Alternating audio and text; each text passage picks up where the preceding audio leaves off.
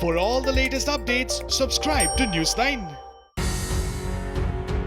The White House has blocked the Director of U.S. Centers for Disease Control and Prevention, Dr. Robert Redfield, and several other officials from testifying on reopening of schools next week. Officials from the White House informed the House Education and Labor Committee of its decision in an email. Dr. Redfield has testified on the Hill at least 4 times over the last 3 months. We need our doctors focused on the pandemic response. The panel has requested testimony from any CDC official, not necessarily Redfield. We asked for anyone at CDC who could testify at the hearing. The invite was not for Dr. Redfield or no one. The move to bar the director of the CDC has received criticism from the chairman of the House Education and Labor Chairman, Bobby Scott. The testimony from CDC officials is critical to understanding how scientists would manage the reopening of US schools. It is alarming that the Trump administration is preventing the CDC from appearing before the committee at a time when its expertise and guidance is so critical to the health and safety of students, parents, and educators. The administration's strategy of prioritizing politics over science has had a devastating impact on our country throughout this pandemic. It should not make that same mistake when it comes to reopening schools. CDC officials have delayed the release of recommendations for sending back kids to schools.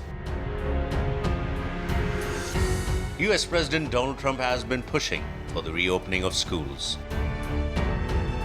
So what we want to do is we want to get our schools open. We want to get them open quickly, beautifully in the fall.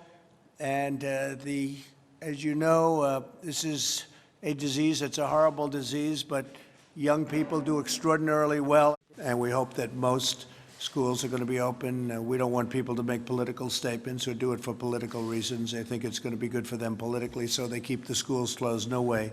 So we're very much going to put pressure on governors and everybody else to open the schools. While President Trump has been pushing for schools to reopen, his counselor said that it is the president's personal decision whether to send his son, Barron, to school.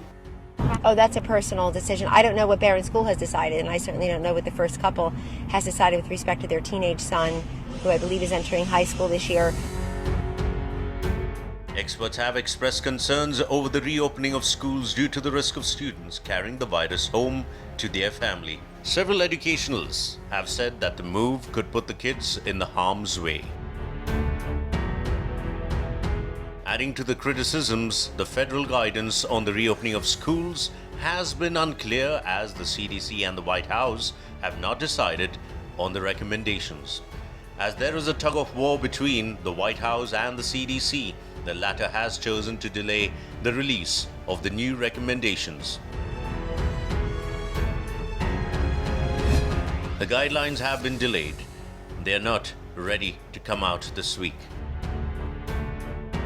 The original recommendations for reopening the schools by the CDC had called for wearing face masks, separating desks, and staggering schedules for students.